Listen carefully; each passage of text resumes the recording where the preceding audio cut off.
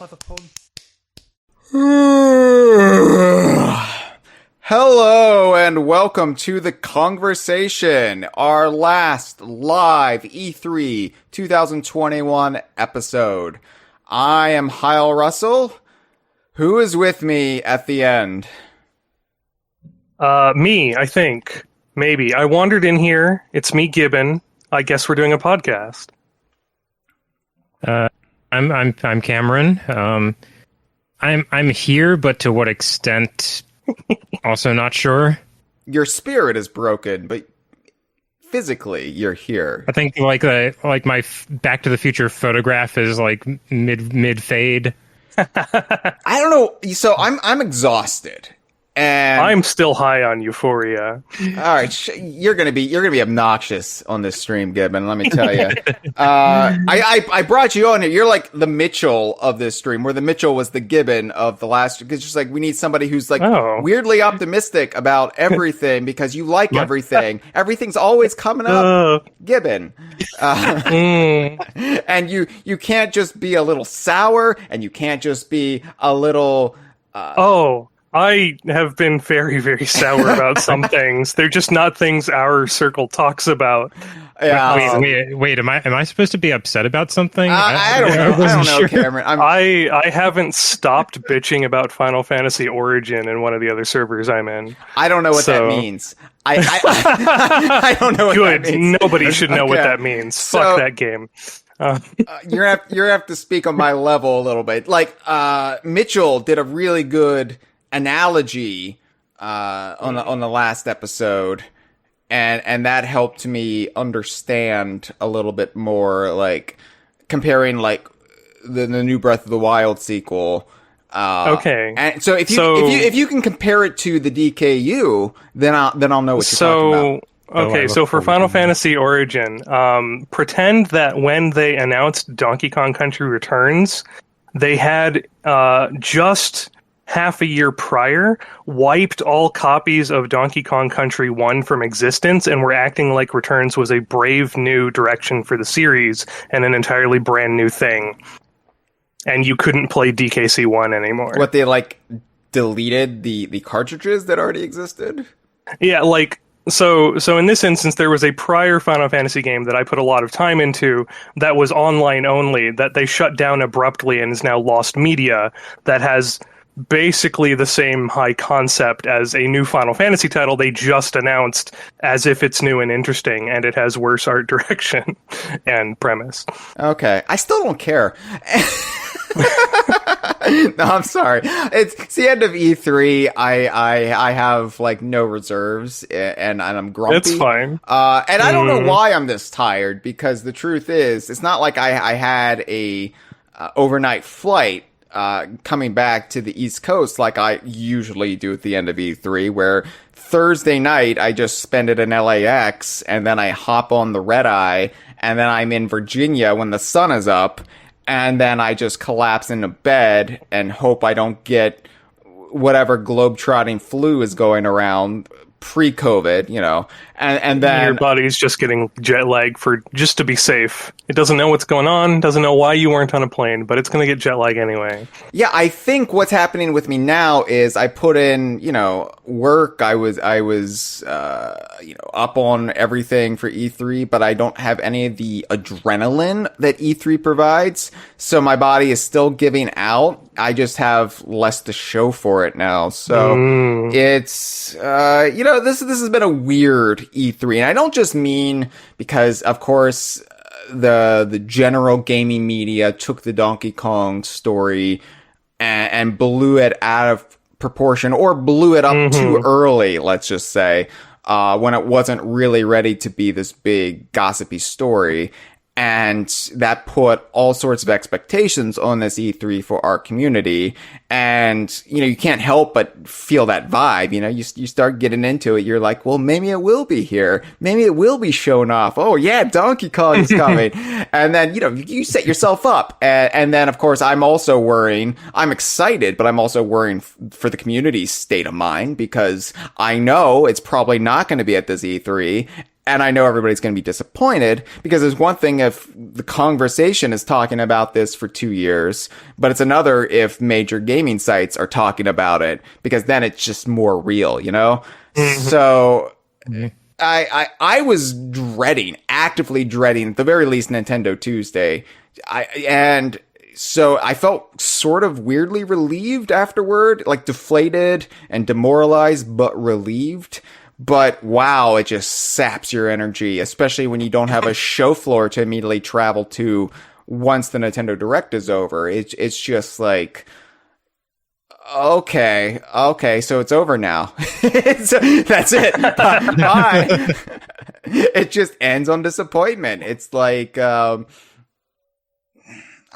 don't know. It's like, not to get vulgar, but there's no money shot. It's just foreplay, and then you're done, and then you're. So okay, I wanted to spend this episode sort of swapping stories about E3 as much as we can this year, because it's not like we have any industry anecdotes or like, hey, I saw this person from Rare and this is what I overheard. We can't do that because that didn't happen. We were all just sitting at home. But we can share our highlights. We did talk to Amir. That's an E3 consistency. We did talk to our friend Amir of Rare Thief. Thankfully we kept that streak alive. I sent Amir a friend request on the E3 media site because he was the only person I personally knew that I found on it. And he never got back to me because I think he stopped checking it when he realized what a piece of junk it was. E3 have a site that doesn't compromise people's security challenge. I didn't. I mean, so far, you can only dox me once, right? Oh, yeah, let's joke about it to hide the pain. All right, so this E3, I think, was deficient. And I don't just mean we didn't get the Donkey Kong game reveal, because I didn't think it was going to come. I didn't think it was going to be ready. And we got some cool stuff as far, even DKU wise. I mean, I understand a lot of our listeners or a contingent of the DK Vine audience doesn't care about Sea of Thieves, but if you do, it was a surprising E3. But if you're like a Gibbon or a Mitchell and you have broad taste, and Cameron, I'm not excluding you. You have broader taste than I do, but I'm just holding up Gibbon and Mitchell as my straw people here, so I can make a point. I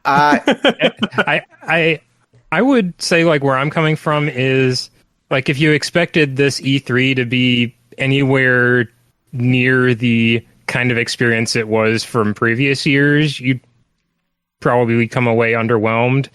I'm actually kind of pleasantly surprised how much is going on, all things considered, even if it's not, like, we'll get into specific things, but like, all things considered, I'm shocked how much brand new stuff we learned about and brand new stuff that's coming by the end of this year, for that matter.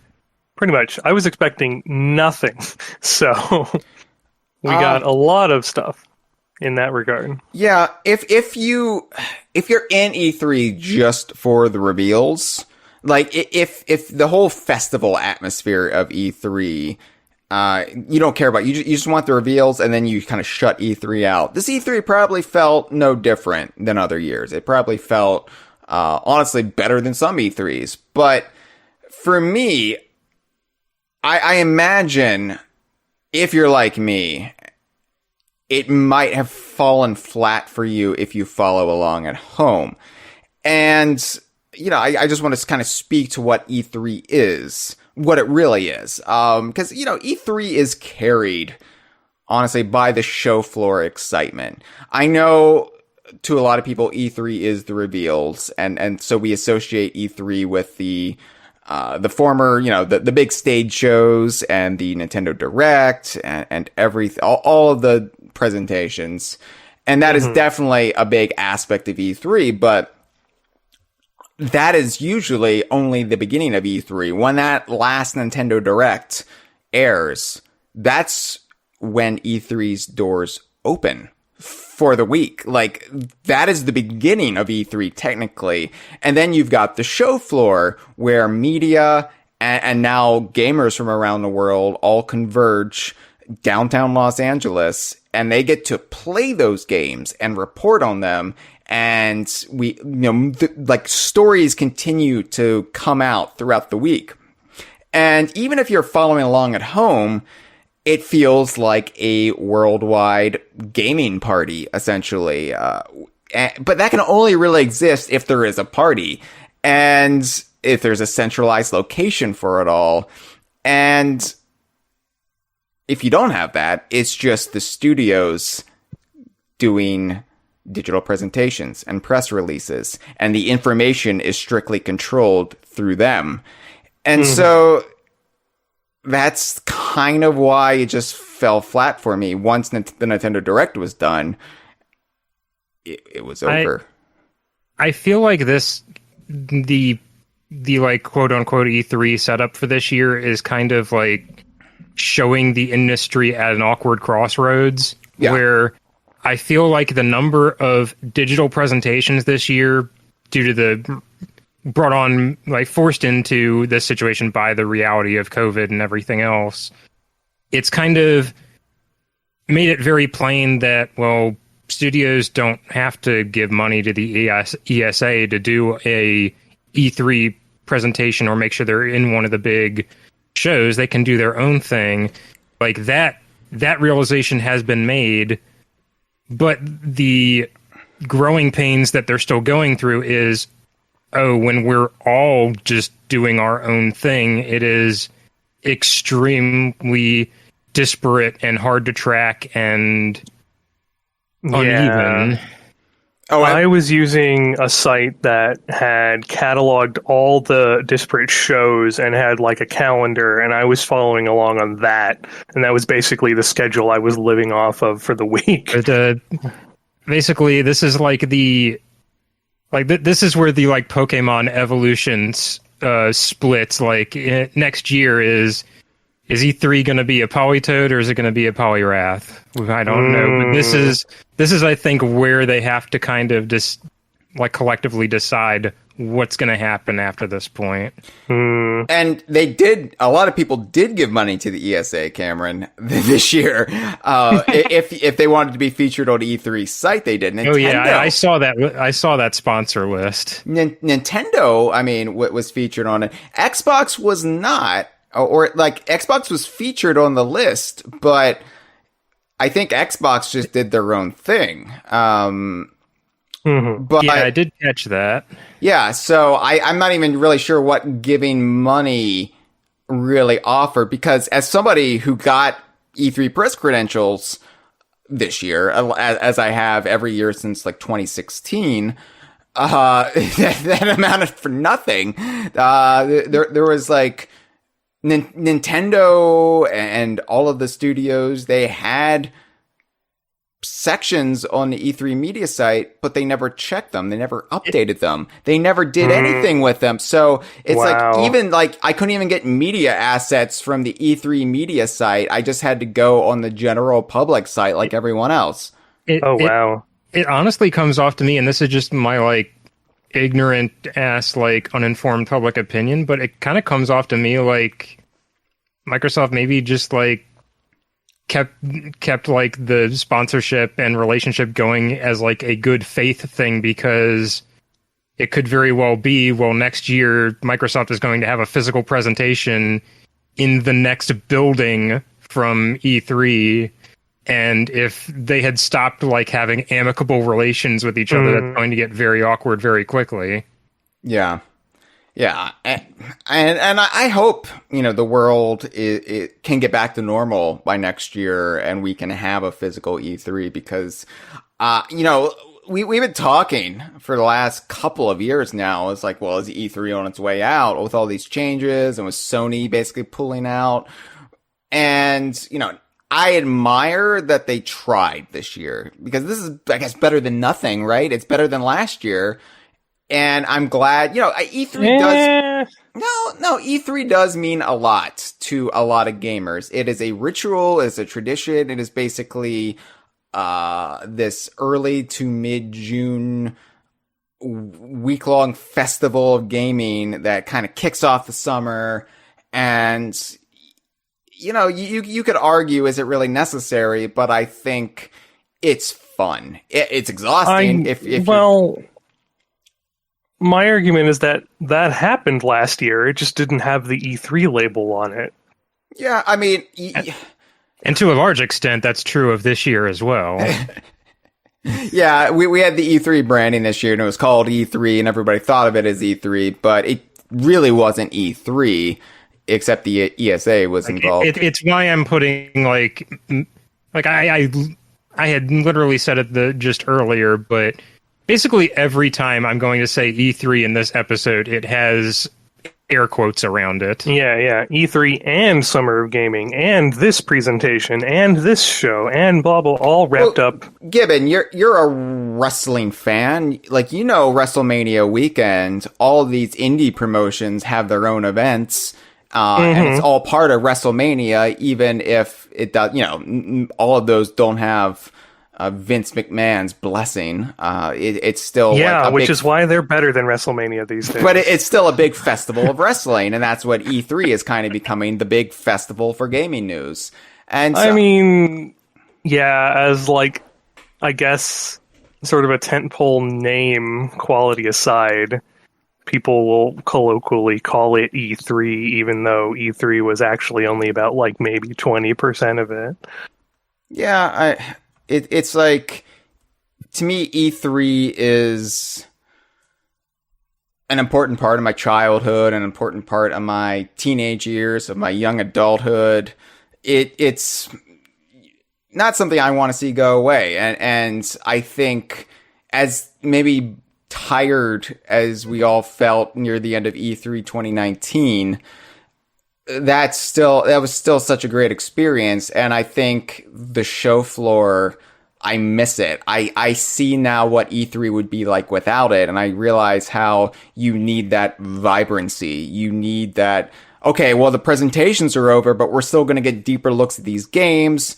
And my favorite games journalist is going to find it for me, or my favorite fan site is there to really get the in-depth news for my favorite thing that I know IGN and Kotaku won't care about. That's the kind of thing that E3 does provide. And say what you will, but they do offer DK Vine press credentials. That's... I'd also say it's just a healthy, maybe not literally, and since we didn't do it this year specifically to preserve health, but metaphorically, a healthy thing for the industry to have a public event where the people making these games and various behind the scenes deals just have a common place casually to meet up and talk to each other. It was E3 2019 where the Pirates of the Caribbean deal with Rare came about. So I was trying to figure out how hard to wink at that suggestion. I already said it on this podcast. While I've never been to that's very E3's, what I mean, yes. Yeah. And while I've never been to E3's show floor myself, I go to PAX. What direction am I in? West? PAX West every year, which is sort of like E3 Part 2, where everyone just takes all their E3 displays and sets them up in Seattle this time for all the people who couldn't get out to the East Coast. Right. And is like a month and a half later. And then there's Gamescom in August, which is basically European E3. And it just, you kick the can down the line. You got Comic-Con sometimes, but. And then you have MagFest where you have Donkey Kong bath time. Part of this episode will be how can Donkey Kong fans bide their time until the Donkey Kong game is announced, and that we have to track down the makers of Donkey Kong Bath Time to really get that, to make that a home experience and not just this weird corner of these Mid-Atlantic gaming or game and music festivals. I don't know. All right, so, obviously I know this is kind of like boring discussion for most people because, E3, I'm coming at it now from, honestly, a journalist perspective, like, oh, we didn't have the show floor, but I also get now why E3 felt the way it did before it had even been E3. And I thought I only cared about the reveals and the directs and the stage shows because it's like, no, it still keeps going throughout the week because of the show floor. And to just have it die on me on Tuesday, I was like, is this it? We have the whole week booked out. Is this it? So, yeah, obviously, I can't be mad at anybody because, worldwide pandemic, but it is something I hope we can get back to next year. And maybe, like Cameron, you were saying, you were hoping that, that if the Donkey Kong game isn't announced at the E3, they announce it at an E3 that we can be present at so we can have the big stage or the big set or whatever. Like, imagine, getting to explore the Congo jungle in E3. How cool would that be? Maybe this is all for the best. Like K. Rool not getting into Smash 4 ultimately was for the best. Yeah. Because he got into a better Smash game and it was a bigger deal when he did get into it. So, maybe missing out this E3 isn't the end of the world. But yeah, so that's the end of the E3 discussion in this E3 2021 wrap up. Let's discuss the games because okay, if you insist. So, Jeff is correcting you, Gibbon. Jeff, our friend Jeff Onan, DK Vine staffer. Yeah, I got my Weast and Est mixed up, and yeah. Because you said E3 was on the East Coast, or you implied it. Or... I said it, and I was wrong. I just assumed you meant like PAX East, but I don't know which of those events comes first in the calendar. Yeah, I know the PAX that's up here in the Seattle area is after E3, and that's what I was trying to convey, is that they pack up all the E3 stuff and move it up to Seattle. Yeah, I think for the next convention. I think E3 was in Georgia a couple times, in Atlanta, before it just really settled into Los Angeles as its permanent home base. So that would be weird to go to an E3 that's not in the LA Convention Center and the Microsoft Theater and that whole like little corner of downtown LA. Like that would be unnerving to me. It's like, I don't know where to go. This isn't familiar to me. I don't know where Rare is. Help me find Rare. All right. Well, what I want to do on this episode is that we can compare notes and we can say what the games of E3 are. Now, I realize this is the Kongversation, and I realize that my take on things are going to be quite different than normies. So we're going to do two different categories here where we're going to compare notes. We're going to give our games of E3 parentheses DKU. And then we're going to give our games of E3 parentheses normies. So let's start with the DKU. And then that way, those who only care about Kong and Friends can just leave. I mean, wow. Okay. So, Gibbon, why don't you start? What are the games of E3 parentheses DKU?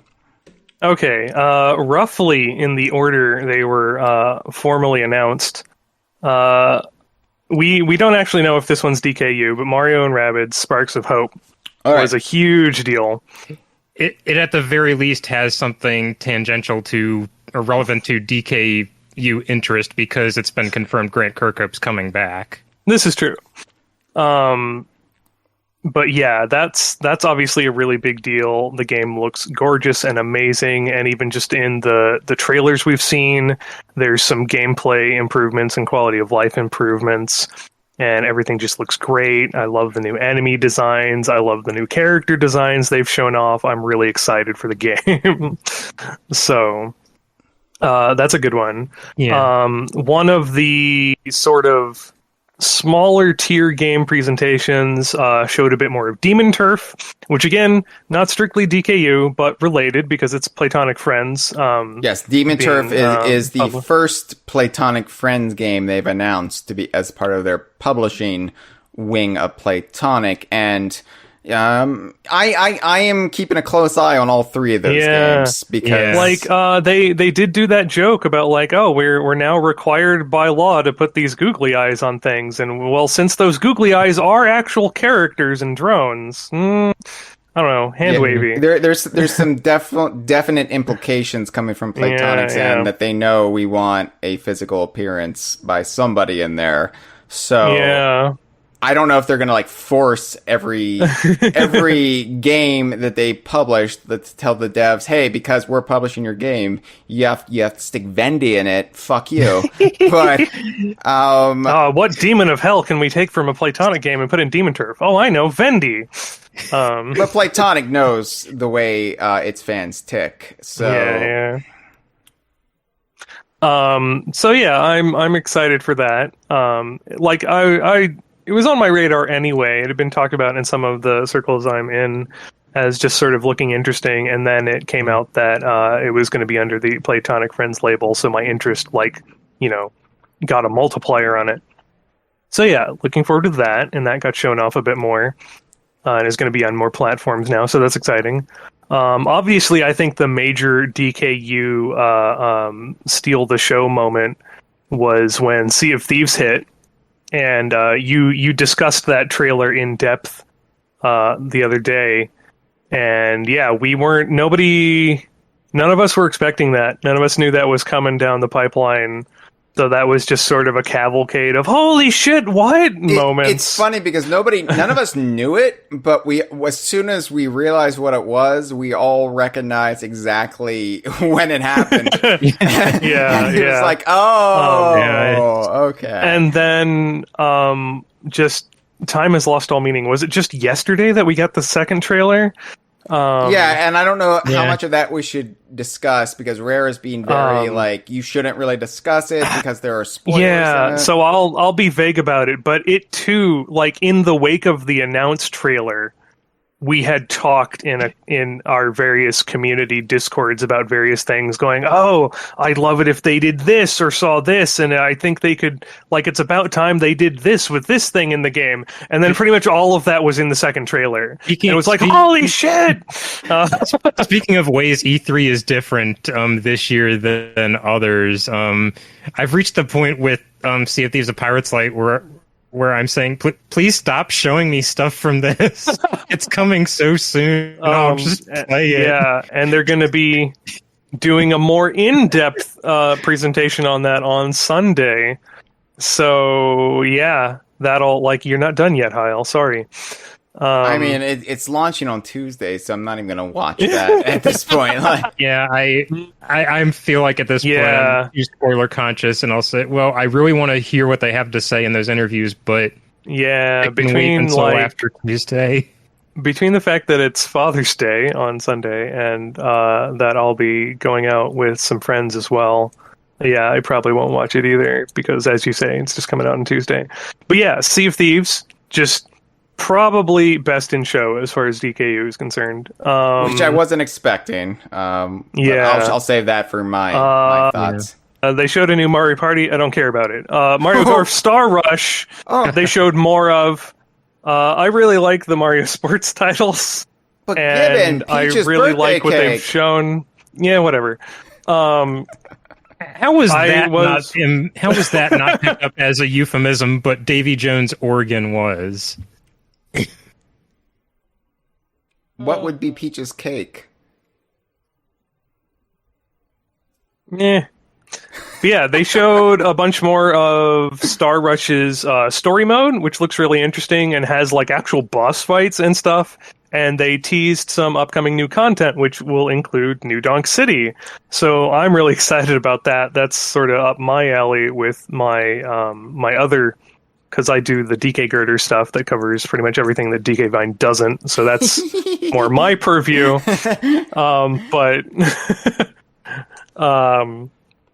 Yeah, so I'd say those four were the major DKU related things that I was excited about during the show, All right, the Cameron. various shows. I said pick your game of the show, and you gave me four. You But- said games. It says games right here in the well, show God notes. damn it! All right, Cameron, give me So, your list. So, mine will be very similar in that I'm just going to read Gibbons because I don't think this is a E3 that like where the Donkey Kong content evolved beyond a top 5. No, there's literally you're lucky if you can space it out the 5.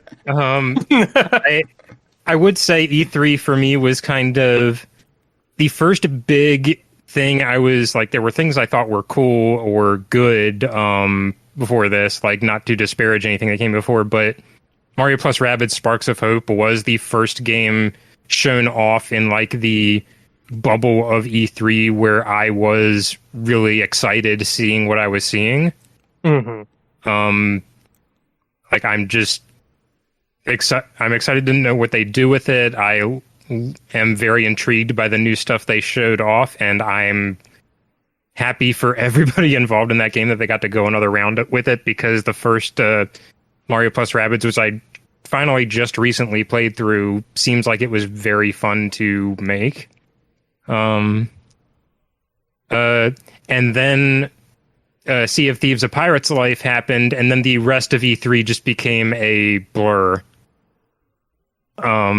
As I was just so blown away by the sheer scope of what that represents and the shock of it happening in the first place, and also how good it looked.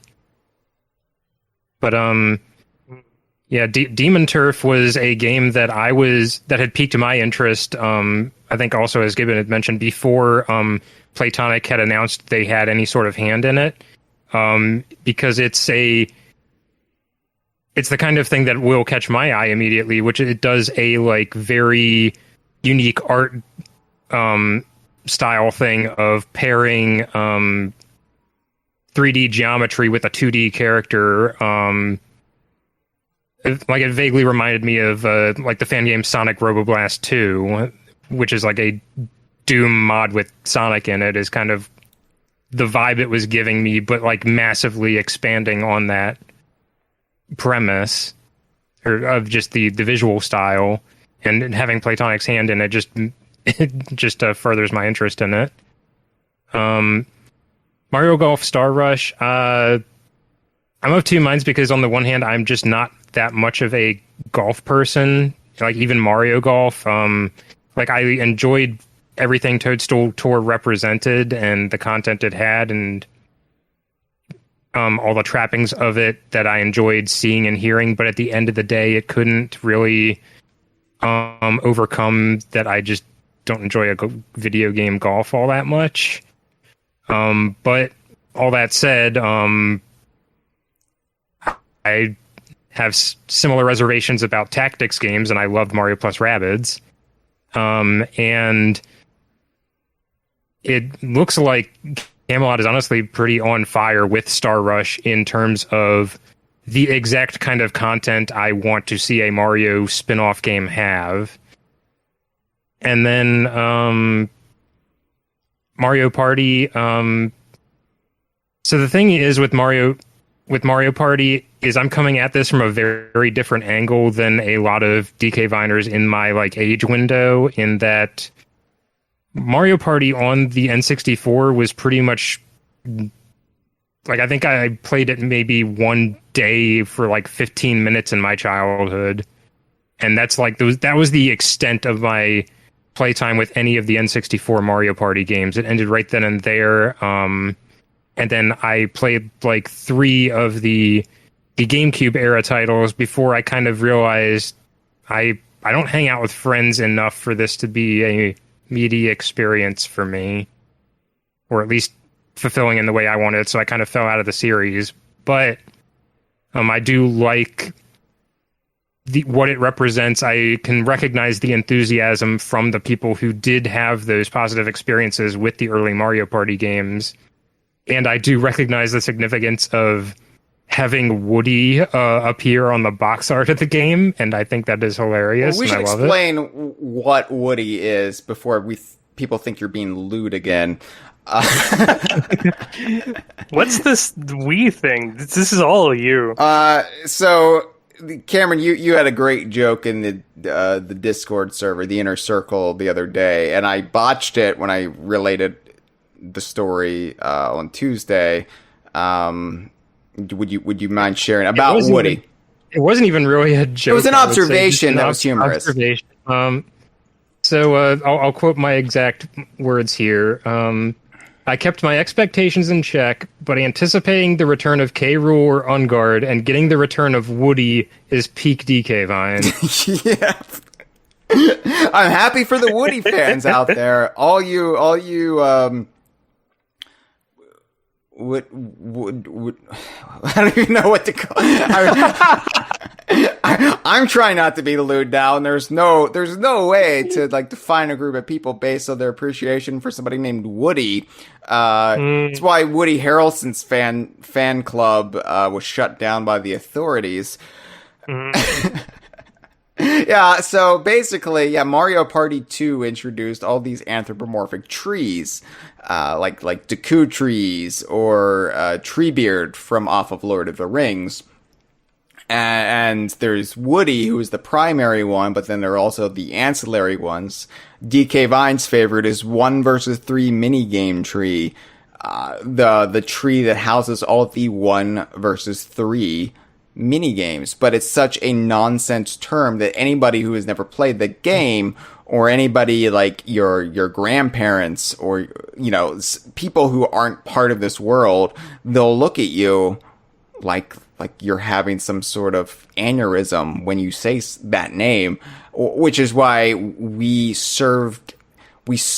doled it out, I should say, as a punishment avatar for anybody on the forum who didn't outright deserve banning, but was just irritating the then moderators of the forum. And so it's like, okay, you're going to have the 1 versus 3 minigame tree avatar.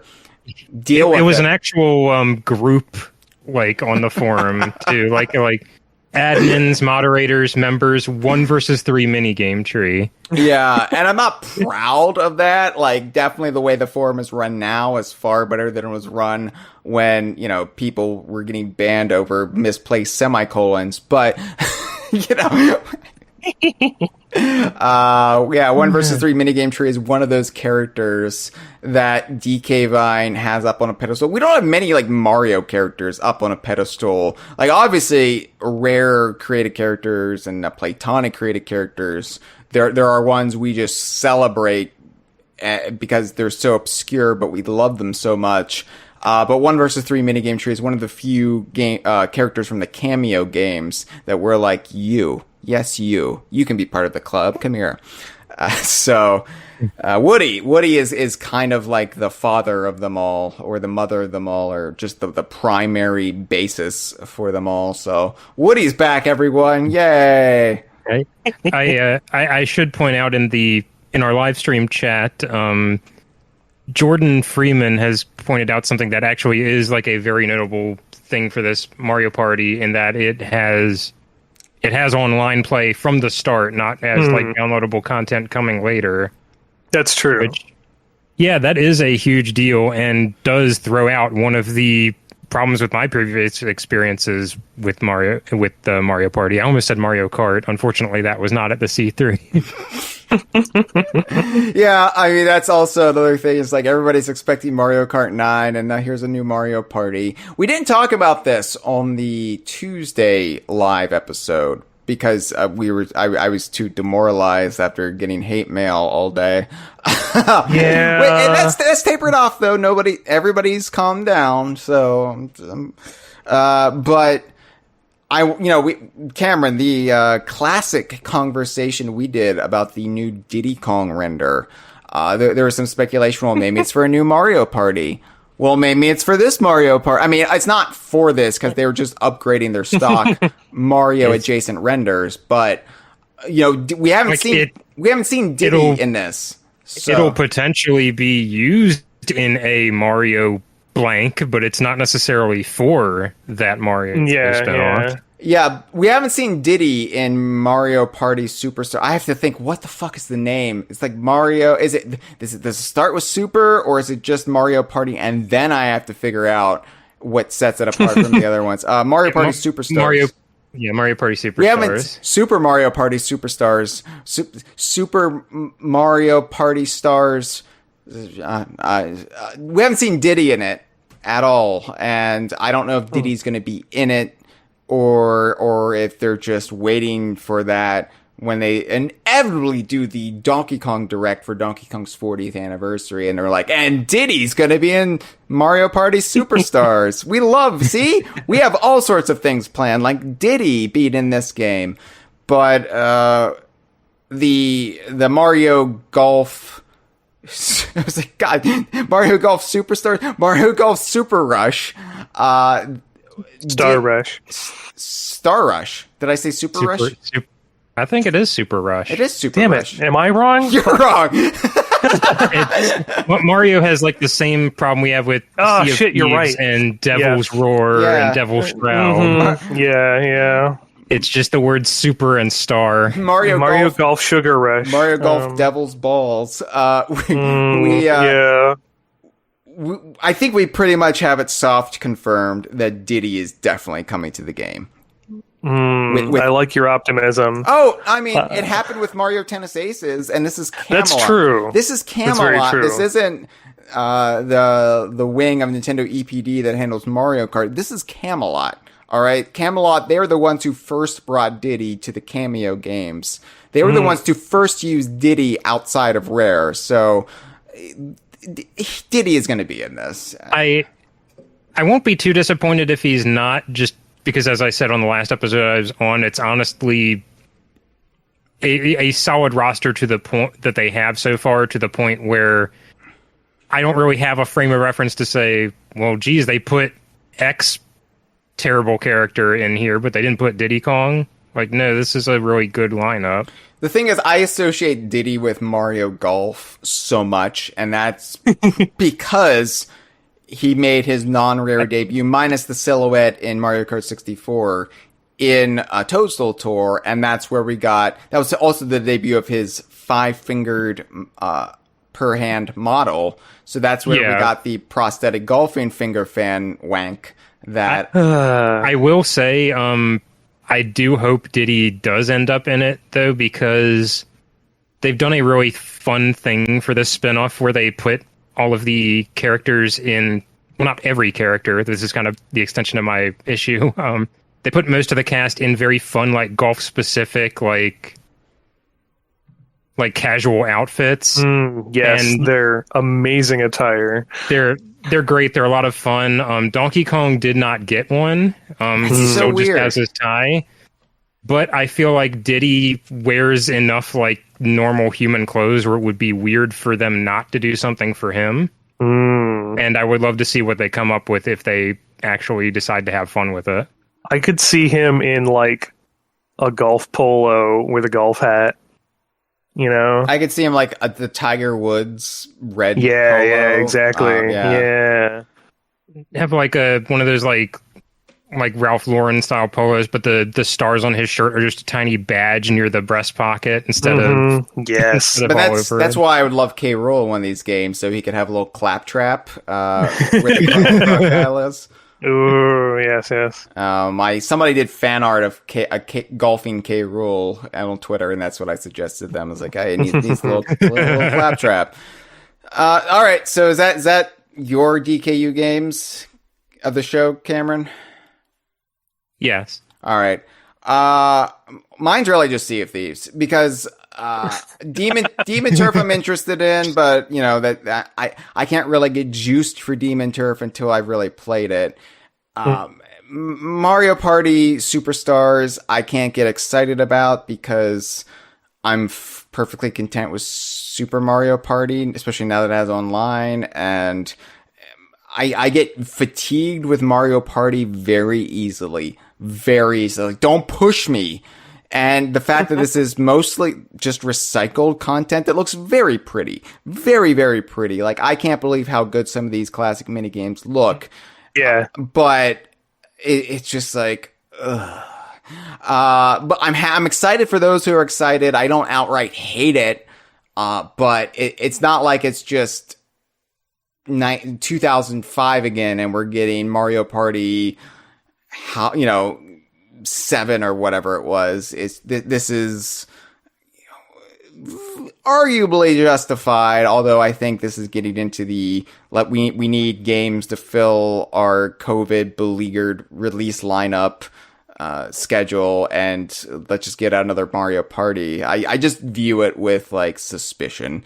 And if Diddy was in it, Diddy was in Super Mario Party, and if Diddy was in this, maybe like Diddy is like sugar with medicine. It helps it go down.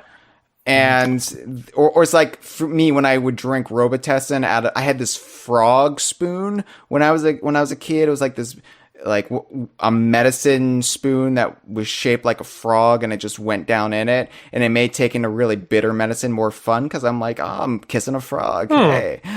So that's what Diddy is for me in these games. And it's great the Donkey's playable after the close to a decade or more where he wasn't playable in Mario Party, but I guess it was more than a decade, yeah. But yeah, That's crazy. Diddy is kind of like the thing that puts it over the top for me with these games, because Diddy is still such a novelty to me in any of these games. Like, whoa, Diddy's in it. Diddy's my character. Diddy is my favorite fictional character of all time. So that Diddy goes a long way for me. But and Mario Golf Super Rush. It is Super Rush, right? Gibbon's thrown me now. No, you're correct. I looked it up. Mario Golf Super Rush, I'm excited about, but it's coming out like next week. So I'm like, E3. Well, like to be fair, so is yeah, but we didn't. Pirates Life. We didn't know about it. I've known about this for months, so it's kind of like Mario Tennis Aces was, where I'm just like, yeah, okay, but do you really need to be a part of this week? Can't you just wait? So for me, it's definitely Sea of Thieves. Oh, and Mario plus Rabbids, I'm intrigued about. I don't think it'll be DKU. I'm making that call now. We'll see if I'm wrong. But I am playing through Kingdom Battle. I'm taking notes for the Kongversation I plan to do for it this summer. And I just want to say I'm really enjoying it. I am actually surprised by how funny it is and how much I'm laughing with a Mario game. And I'm actually like, wow, if this was just the general direction of Mario, it's a very rare take on Mario. Rare the studio, and rare just the descriptive term, because I know Mario RPGs tend to indulge in humor more, albeit, maybe localized for, different regions. But this is just like, whoa, they got away with that joke? Whoa, in a Mario game, whoa, oh, they got away with so much. It's making me like the world of Mario. And granted, it's a DKU game with basically a Donkey Kong game hiding to the side if you have the DLC or the Gold Edition. But I haven't even gotten to Donkey Kong Adventure yet, and I'm just like enjoying it, and it's just wild to me. I'm enjoying Mario. I'm playing Mario and Luigi, and there's piranha plants and Goombas, and I'm having a good time. Like, what the fuck is wrong with me? I can't wait till you actually get to DK Adventure, because it's such a love letter. It's so fucking great. So Sparks of Hope, I'm gonna keep an eye on throughout its pre-release and up through release, but yeah, for me, there's no contest. It's Sea of Thieves, A Pirate's Life. And I did not expect Sea of Thieves to be my game of E3 in 2021. How many years in a row does that make Sea of Thieves the game of E3? Well, maybe not consecutively, but just almost cumulatively. So I figured it out in the inner circle the other day because we were talking about it. I was like, well, E3 2015, it was Sea of Thieves was my game of the year, because that was the year of Rare Replay and just the reveal trailer for Sea of Thieves. But Sea of Thieves excited me so much that I was thinking about it more than I was Rare Replay, because Rare Replay is great, but it's just well-worn territory. 2016, obviously, it was Sea of Thieves, because, I was in the trailer, yay! 2017, it was Sea of Thieves.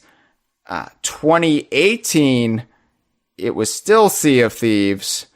2019, Super Smash Bros. Ultimate and Yooka-Laylee and Impossible Lair. It was a tie. If it wasn't for the Banjo and Kazooie reveal, then Impossible Lair would have run away with it, but I rolled away with it, surely. Yes, but Banjo Kazooie and also Nintendo acknowledging the DKU in a major trailer like that. It's like, I love Impossible Lair, so that was kind of my game of the show, but I can't escape the shadow of the significance of the Banjo-Kazooie reveal for our community.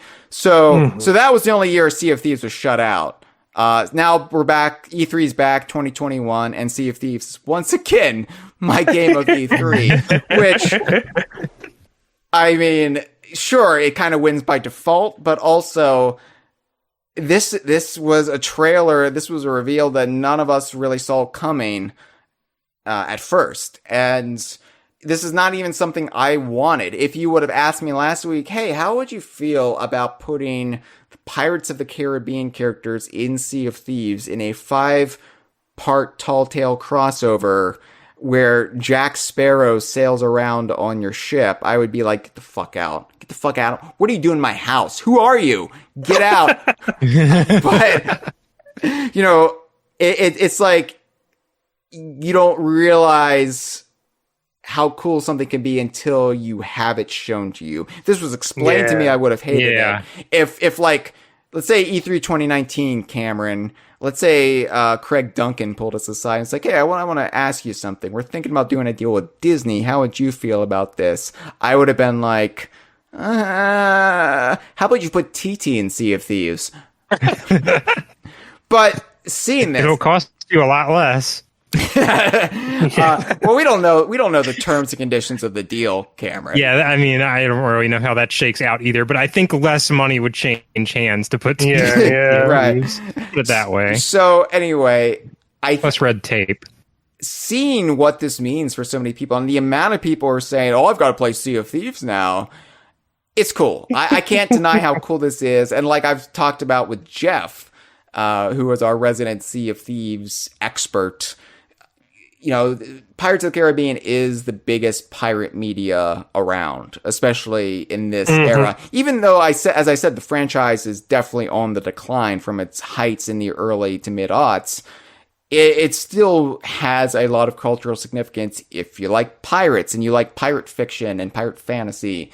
And so for Rare to pull this off and for it to almost be like Pirates of the Caribbean kissing Sea of Thieves' ring, because Sea of Thieves is like Sea of Thieves is the quintessential pirate game now. I know, like, you can make arguments like, yeah, well, but Monkey's Island and Donkey Kong Country 2, and yeah, those are games that definitely feature piracy, but as far as like, I am playing as a pirate, my friends are pirates, we're pirates, it's Sea of Thieves.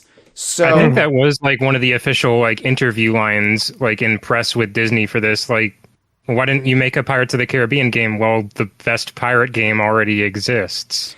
Yeah, and considering, like, when Sea of Thieves was pre-launch and we had games like Skull and Bones and we were like, oh, is this going to be a rival to Sea of Thieves? Is Sea of Thieves going to be in trouble? It's got to come out for that to be a fact. Seriously. I don't want it has to exist first. I don't want to shit talk any game just because it's like a potential rival. Like, I'm not going to shit talk Super Monkey Ball, even though it stole our anniversary glory during the Nintendo Direct. But yeah, I mean, Skull and Bones looked interesting, and it looked to be doing something different than Sea of Thieves. But I mean, Sea of Thieves is one. Yeah. Sea of Thieves is already one. That's the way I looked at it when they started like circulating press for that game. Like, people were asking, is this gonna is this going to compete with Sea of Thieves? Is it going to like be a Sea of Thieves killer? And I'm thinking, well, they look like they're both trying to do very different things. They'd probably appeal to very different kinds of players. Yeah. And now that it sounds like they've kind of gone back to the drawing board with that game, I don't know if it's going to evolve into something that hews closer to Sea of Thieves, but now it's kind of reached the point where Sea of Thieves has taken root.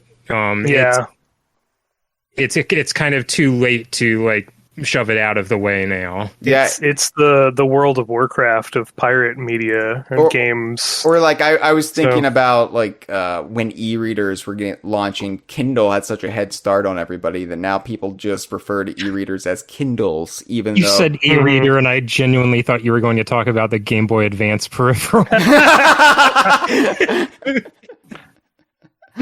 Whoa! I've never made that connection, Cameron. I've said e-reader referring to the tablets, and I've never once thought e-reader. And then when I say e-reader referring to the Game Boy Advance peripheral, I've never once thought electronic books. It's so weird. Whoa. Brains are amazing things. They're terrifying things. But yeah, pretty much every pirate game that comes out now is going to be compared to Sea of Thieves one way or another. And especially because Sea of Thieves not only has such a head start, but it has so much stuff in it, especially with this new update. And that's what's really exciting for me as somebody who still needs to watch the last 4 Pirates movies and get, and now that I have no resentment and bitterness towards failed relationships attached to them psychologically, I think that like the most exciting thing for me though is not Jack Sparrow or Davy Jones or is Orlando Bloom in this? He's not, is he? Not yet. Okay. Or Keira Knightley, but it's the new stuff coming to Sea of Thieves with this update. The new enemy classes, and it's like we already discussed. Like you could chop up like every new announcement that was included in that trailer and like to have just made that the one thing they were revealing for Sea of Thieves this year, and it would have excited me to no end. Yeah, but pretty much. It's sensory overload that we're getting it all at once. This is so much stuff I wanted in the game. As much as we all love skeletons, and we're all going to have a skeleton beach party whenever we play the game. And this update has a new skeleton. Yeah. So, and I can't believe it's coming next week. Like that's just that's another thing. Like if they'd announced this and been like, and it's coming in like 4 months or whatever. I know a lot of hardcore Sea of Thieves players, the ones who play it 5 times a week, and they've been getting discouraged because, Rare is just spinning their wheels. They're not announcing anything new. Nothing new is being added to the game. Well, now we know why, especially dealing with an organization like Disney.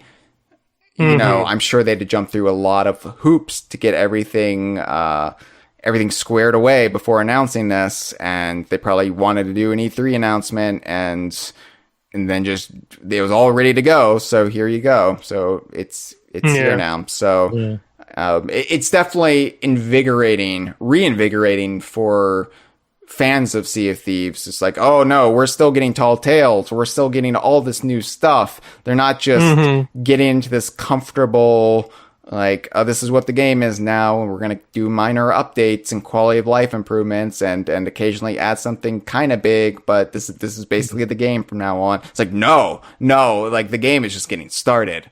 So it makes Sea of Thieves just as fresh for me as it was back E3 2015 when I had no conception of what the game was actually going to entail. Speaking of, like, I think everything from that initial announced trailer is now going to be in the game. What wasn't? The mermaid stuff. Well, yeah, but we do you mean E3 2015 or E3 2016? The cinematic trailer? The cinematic trailer. I think you'd be referring to the We Shall Sail Together trailer. Yeah, the one that was in 2016, because the reveal trailer didn't have the mermaids in it.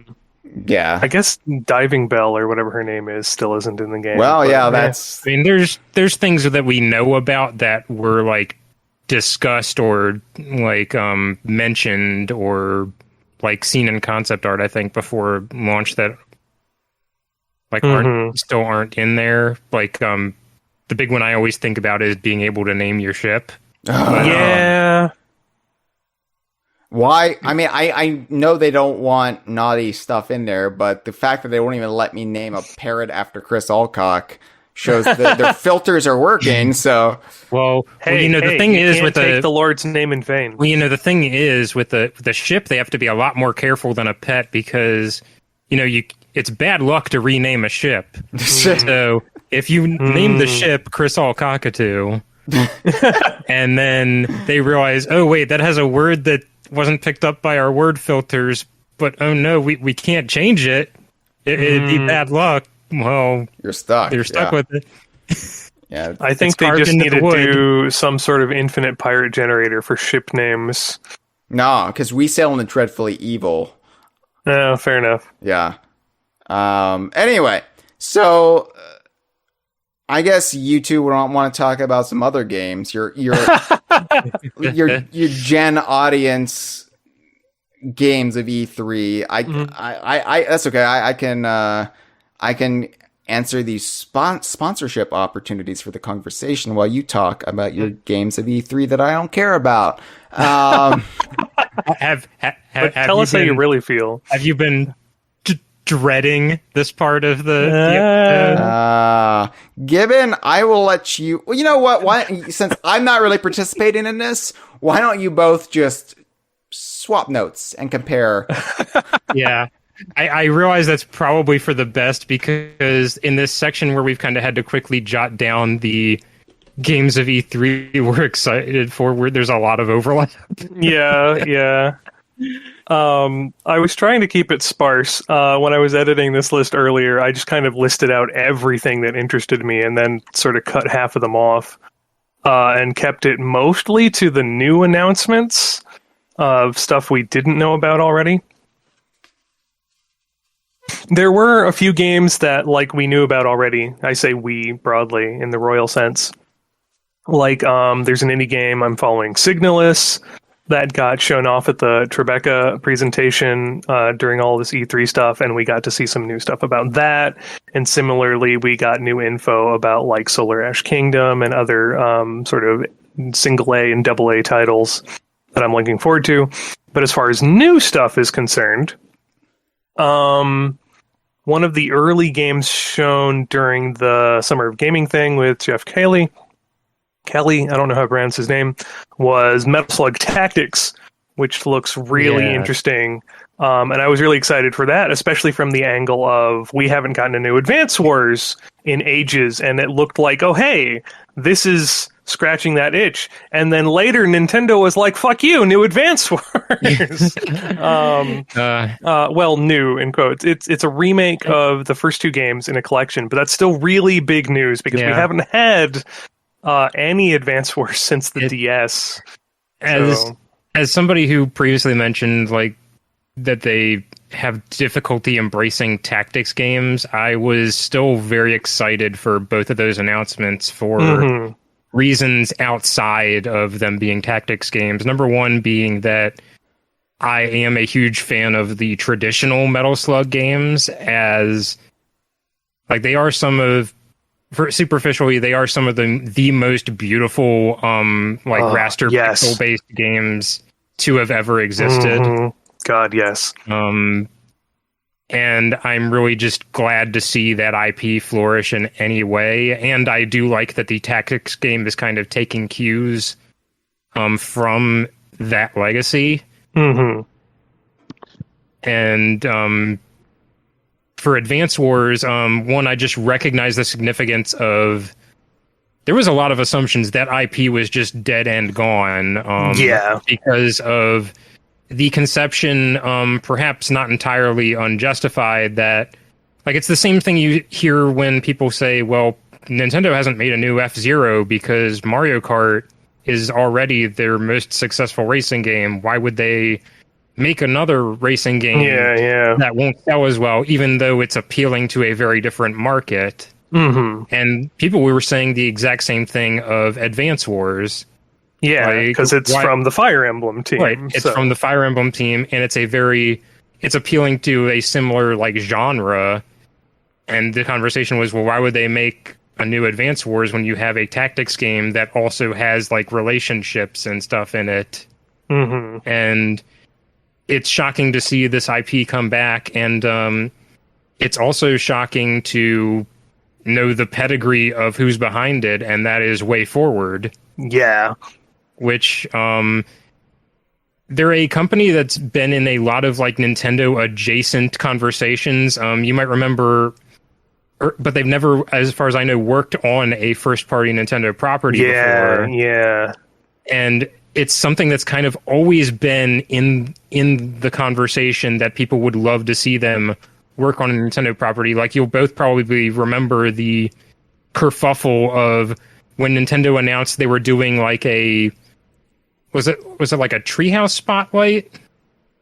Or a Direct, I can't remember, but they were teasing that they were going to show off a brand new unannounced Way Forward game using an existing IP. Mm-hmm. And I was all in on Wario Land. Yeah, it set the internet on fire like so much they had to very quickly clarify, like, not a Nintendo owned property, because that's what you were seeing. You were seeing like, oh, I hope they're making Wario Land, because Shantae has already kind of proven they can make a very good Wario Land-ish game.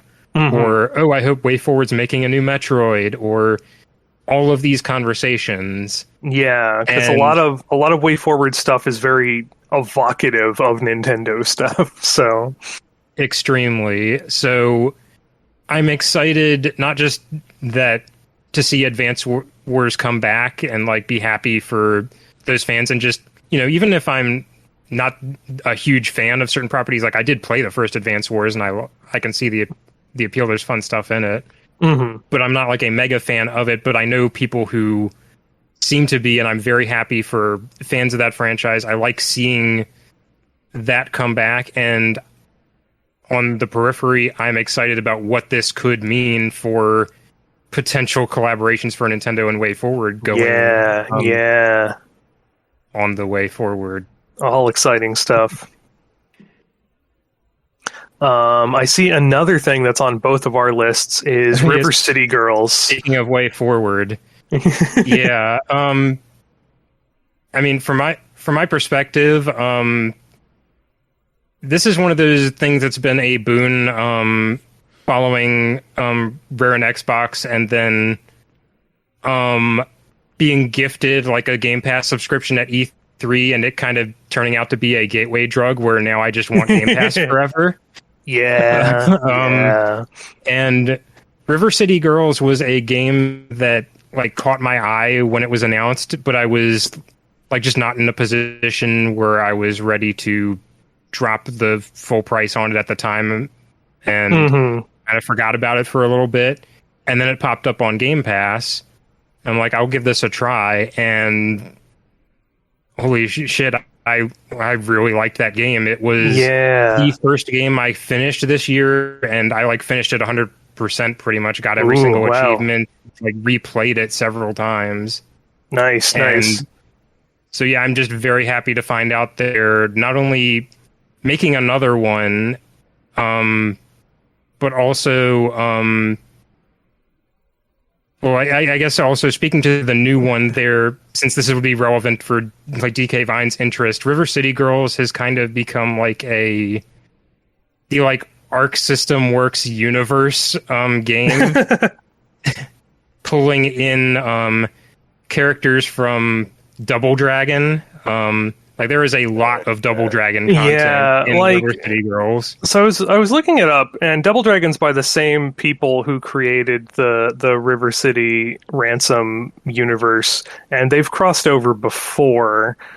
But it's also like characters from other things that studio has created, plus characters from other things ArcSys has created with these licenses that aren't necessarily in the same continuity. And it's just sort of bringing it all together in a... I don't know if I'd call it cohesive, because it intentionally looks at the fourth wall and gives it the finger at times when talking about the continuity It's honestly mashups. for me for a first timer to like the River City Ransom / like Kunio Kun universe that it's the exact right balance between like just outright continuity porn, but also like presented in a way that's extremely accessible if you're coming to this universe the first time, because it is so flippant and like tongue-in-cheek about it. Yeah, this was also my first experience with that series, and it's a series I was aware of kind of vaguely, because if you're not aware, like I was unaware, this series has been going for fucking ever and has nearly 60 entries, and we've only gotten a handful of them in the United States. And it's River one of those City Girls, series that's like harangued by early localization choices too. Yeah, it was one of those games that suffered from, we're going to localize this under a different title and completely change the story and characters, and fuck you, Jeff. And Arxis is having fun with that too, kind of referencing the various localization things. To bring it back to DKU, like I imagine this is like very similar to how, like it's honestly very similar in tone to the new Battletoads. Like I could see this game's version of the Double Dragon cast crossing over with that version of the Battletoads. That's true. There is a DKU connection there, in that this universe has crossed over with Battletoads before. It would be interesting to see if they reference that at some point. Oh, sorry. So a toad named Barry White just hit me with the spiny shell, and then I spun out on my own banana because Funky has the banana cannons. I'm sorry, I just got discouraged there. Keep going. You working on that photo op thing for Mario Kart Tour? I already did it. Check the Twitter once in your life. Okay. Anyway, keep going. Sorry to interrupt. But I guess the other, like the last thing I'll say on River City Girls is they also announced a game called River City Girls Zero, which is a like new localization of the, like I'm not even going to read out the original title because I will just completely mangle it, and it is also like 3 sentences long. I'm told the original title translates to something like River City Badasses. But like long story short, it's the game that the main characters of River City Girls were originally playable in for the first time, and there's a lot of, because it stayed in Japan, it never left Japan, and there's a bunch of jokes in River City Girls that lean on the fact that nobody knows what the fuck this game is. And yeah, so I'm kind of excited for that being brought into the fold with that context. And nobody knows what the fuck this game is. Yeah, I also like that these were announced as like a side comment in a limited run games presentation that was all very tongue-in-cheek. I wasn't expecting new game announcements in there. So that was fun. Since I don't want Hyle to just shrivel up and die like a mummy, I'll try to be brief with the rest of this stuff. We got a big Elden Ring trailer, which is a really big deal if you like Dark Souls and FromSoft. We obviously already knew the game was coming, but we got like an actual look at gameplay and what the game's going to be like, and a release date. So that's coming early next year. That's going to be cool. I am a huge fan of Arcane Software, which is under Bethesda, which is now under Microsoft. I have tattoos of stuff from them on my body and a bunch of collector's edition stuff you can only have gotten at conventions. Non-stop combo. How often do you see that? Yeah, Funky. I'm happy for you. I thought that was going to be commentary about the tattoos, but okay. Yeah. They announced a new game. They were actually the capstone announcement for the Microsoft presentation. So that's probably my second favorite thing out of the Microsoft presentation after the Sea of Thieves announcement. Having no affinity is previously established for Arcane, that did look really cool. Yeah, it's a bit different than what Arcane usually does. If you're unfamiliar with them, they've made Dishonored and Prey, which are sort of spiritual successors to Thief and System Shock. And they're working on Deathloop, which you may have seen heavily showcased at various PlayStation presentations. So this new game is Redfall, and is sort of an urban sci-fi vampire invasion game. And it looks pretty interesting if you're into that sort of stuff. They showed off some more Zelda stuff. We got a new Breath of the Wild 2 trailer, which looks neat. They showed some anniversary things in the Game & Watch, and some new, they highlighted some of the new Age of Calamity DLC that's out today, actually. I should go update that. So that looks neat, but again, not really a whole lot of new info. The big thing from Nintendo show would be Metroid Dread, which I know Hyle gives negative fucks about. I give zero fucks about it. Not negative. Give me some credit. Yeah, that's no fucks is at least like not bad fucks. No, I guess. I'm happy for the Metroid fans. Legitimately, I'm happy for them. But look, now fucking Pauline passed me. You planned this, Gibbon. Oh man, I super did. This was all the distractions. So I got her. Don't worry. I got her. Anyway, no, I'm happy. It's okay. It's Mario Kart. She'll get you eventually. I'm happy for the Metroid fans. Legitimately, that's all I can say about it. I guess we can kind of go into why this is such a big deal. Yeah, Mitch gave a nice analogy that Hyle could understand the other day. And it's just, this is a game that it wasn't formally announced, but it was listed in magazines. Like, they did send out it as a title on some of their upcoming games lists. We have interviews from some people at like Nintendo Software Technologies who worked on like the initial pass of it, like 15 years ago. And just, and so Sakamoto actually acknowledging that and talking when he gave the premise of the game, it's the same premise from those interviews 15 years back. And it's so I genuinely believe him when he says that they've been trying to get this vision of the game off the ground for a decade and a half. That's really like the twofold surprise of this for me is, one, it's the like first brand new fully 3D, 2D, I mean, sorry, not 3D. Well, I guess it is 3D graphics, but 2D gameplay Metroid since Metroid Zero Mission. Or, no. Samus Returns was after that. It's not a remake though. Zero Mission and what Samus I mean Returns is since Fusion. Yeah. Since Fusion to continue the ongoing plot of Metroid. Yeah. Like the status quo of Metroid has been in the same place for around 19 years now. Yeah. Like every single subsequent game, and there have been a lot of them, have been prequels.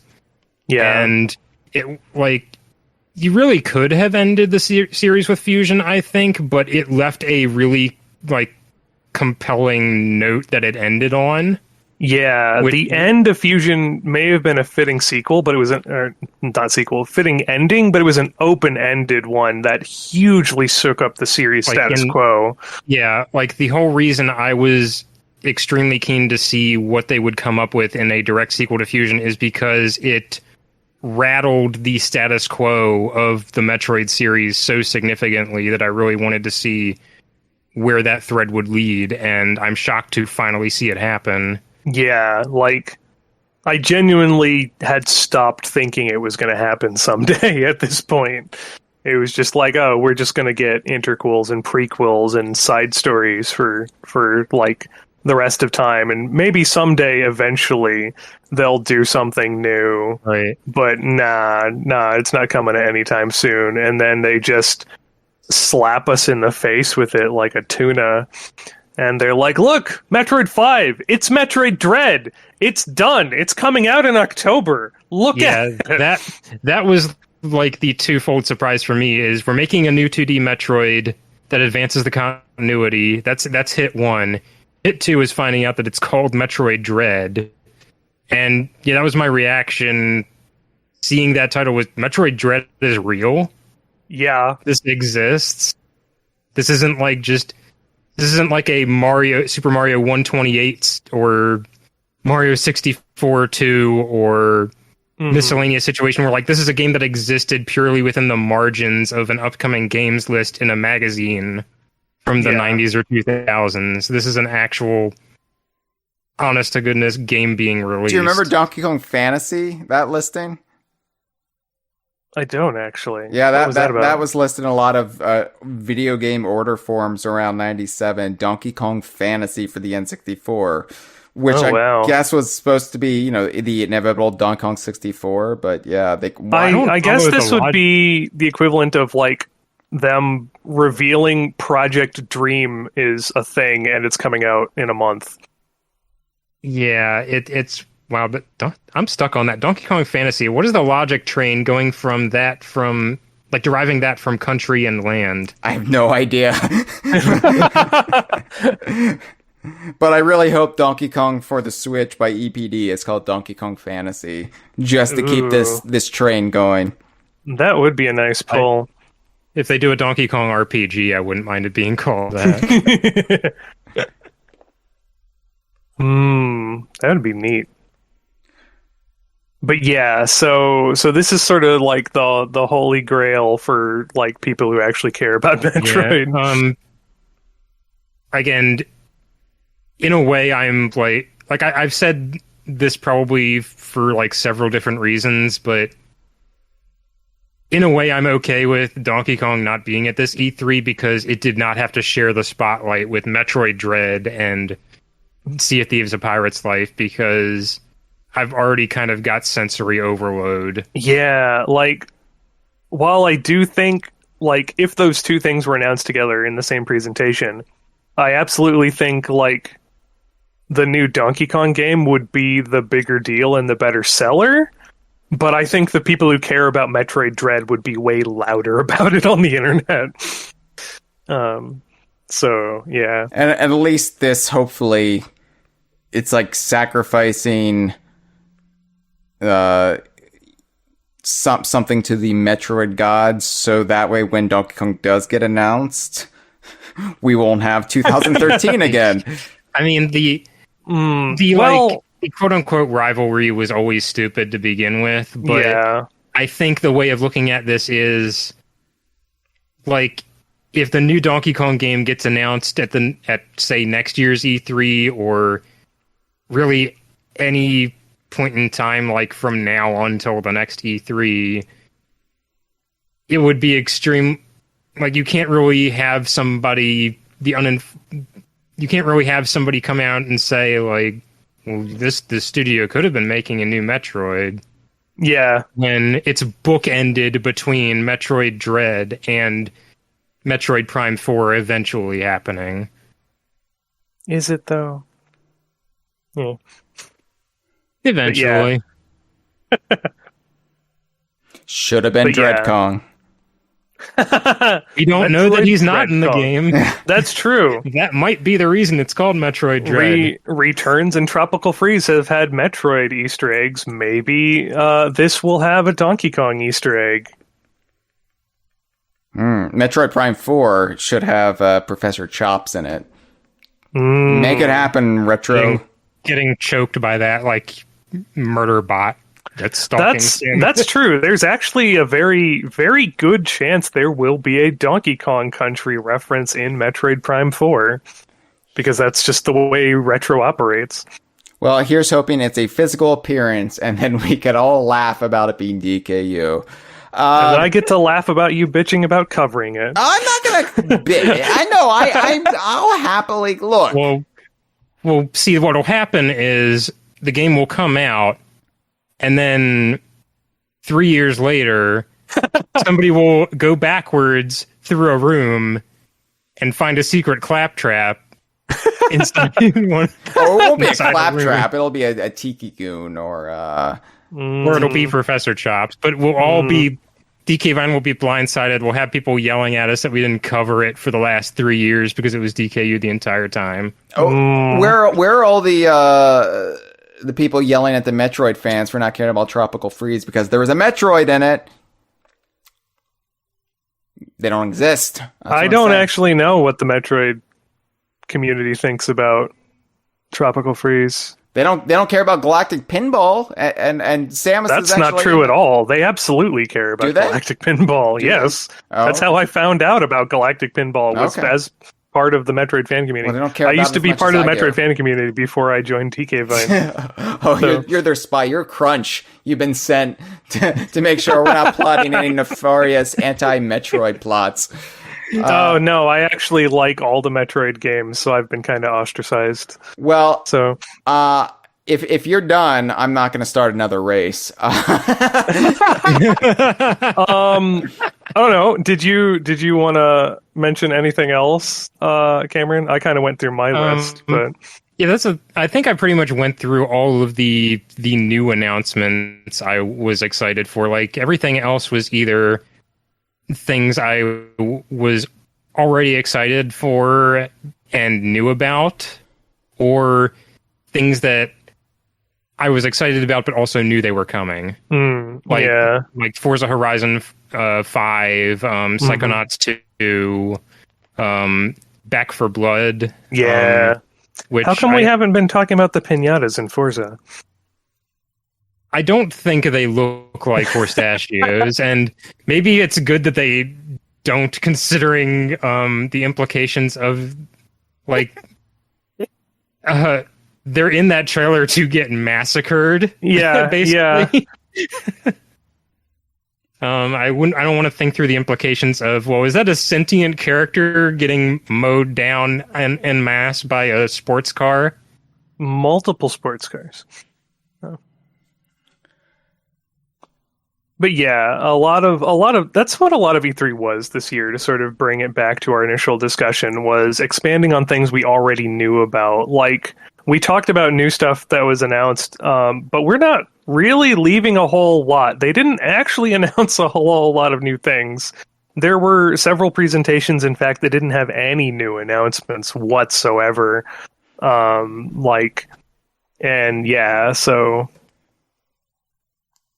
it was there. We basically covered the highlights, really. I think we touched on. We didn't talk about the Smash announcement, but I think. Oh, right, there was a Smash announcement. Is entirely out of my wheelhouse to comment on, other than it looks neat, and I think it's appropriate. They have another Namco character. I just can't speak with any authority on Tekken. Yeah, basically. But I think it's cool, and as I've said before, like. You gave me Banjo-Kazooie. Like, you could add anybody to Smash Ultimate at this point, and I would not have like one negative thing to say. I really feel bad though for the Tiki Tong fans when they saw that volcano in the trailer. I'm sure they thought, "Oh yeah, here he comes, Tiki Tong at long last in Smash Brothers." I'm interested to see what Mii costumes come with him. So that'll be neat. Yeah, I am a fan of other like Bandai Namco. I think it's Bandai Namco. I think Bandai is first. Namkai Bando characters other than like I'm a fan of some of their characters that absolutely like I'm confident will not get into Smash Brothers ever under any circumstance. So I'm curious if like future costumes would pull exclusively from Tekken, or if they'd get into some of like the Namco deep cuts. Yeah, like if there are certainly some deep cuts. Is my big one. Yeah, Klonoa, Kagekyo from Genpei. I could see some Soul Cal characters. I would have to explain the context of every single one of these characters, which kind of hammers home the point. Yeah, some Tails characters. I already closed the app, so let's not do that. All right. Well, but yeah. I mean, E3, it was what it was. I'm happy for you if you got what you wanted. But if you were waiting for Donkey Kong, this is what I'll say, and then I'm not going to talk about this for a while because I'm done talking about it. Regardless of what Nintendo does or doesn't do, more than likely, for Donkey Kong's 40th anniversary this summer, we will be celebrating it here at DK Vine. And here on the Kongversation, we're also going to be taking a look at games you can play to bide your time waiting for the new Donkey Kong game to get announced and then released. Such as finishing up our discussion on Yooka-Laylee and Impossible Lair by finally talking about that pesky Impossible Lair. We're also going to be finally doing our episodes, plural, on Mario plus Rabbids Kingdom Battle. As I already said, I am taking notes for it, quite enjoying it. And now that I've actually carved out time to play it, and, after the whole debacle of, I want to get the physical gold edition because that's the Donkey Kong edition, and then, it's not coming to the US? Well, I have to wait? I'm going to wait. Now it's a Costco exclusive? Well, I have to find somebody with a Costco membership. And then I have the game but I have all this other stuff I need to do, and it's just gonna sit here and collect dust. Well, I'm playing it now, people. I'm playing it and I'm enjoying it. So we will be doing an episode on that this summer. We're gonna be having lots of fun episodes coming up this summer. Summer hasn't even officially began here in the Northern Hemisphere. And if you're in Australia, it will keep you warm for the winter time. How about that? But anyway, yeah, so... But I think he was... Oh. What? No, you cut out for us for a second. I don't know. Oh. But we just assumed we wouldn't be talking for the rest of this anyway. So. Oh, okay. Well, I mean, at least I did. So I just assumed you would be able to I just assumed you wouldn't be able to hear us and be able to keep talking uninterrupted, but the fact that me and Gibbon acknowledged you cut out kind of fucking ruined it. Yeah. Nope. Yep. Sorry. Let me just put an editing notation there. Okay. No, but we'll keep you nice and warm and cozy for your Southern Hemisphere winter. Don't you worry. So E3, it's over. Thank God. Hey, we have to get these disappointing E3s out of the way to get to the E3s that really matter for our community, right? I mean, you can't have an E3 2010 if you don't have an E3 2008 and 2009 preceding it, or an E3 2013 without 2011 and 2012. Yeah. So, I mean... someone in stream chat, Plastasm, actually brings up that they're surprised that we haven't touched on the Everwild news yet. And that wasn't strictly part of E3. But I think it not being part of was. E3 is part of the big news. Yeah, really. I guess. Yeah. So let's do we want to talk about that a little bit? Let's end on Everwild. So we mentioned we didn't think we were going to see Everwild at E3 because we've been hearing scuttlebutt about Everwild's kind of hit some development issues, difficulties, some bumps in the road, and all projects experience them from time to time. But now it was Andy Robinson and his outlet VGC. Take a drink, everybody. Take a drink if you've got one. Okay. Broke the news that why wasn't Everwild even mentioned at the Xbox and Bethesda showcase? And that was because purposely it's being retooled under the auspices of one Gregory Males. So Greg Males is now the creative director of Everwild. Louise O'Connor is still producing the whole shebang. She's still the head of the operation, but now Greg Males is the creative director for it. So we had heard, or at least we behind the scenes, I don't know how widespread this knowledge was, we had heard that Greg Males was consulting for Everwild. Like, he had basically departed Sea of Thieves. Now that Sea of Thieves is just up and running, he basically departed Sea of Thieves to consult on Everwild, potentially maybe do another game, but now Greg Males is just taking over creative duties on Everwild completely, and now it has a targeted 2024 release date, and that's, best case scenario, but so that's what's happening with Everwild. It's a little, on one hand, him being in that position means that, like, I'm not worried about the game's direction anymore. I know I'll like it when it comes out because he has yet to put out anything I don't like. Right.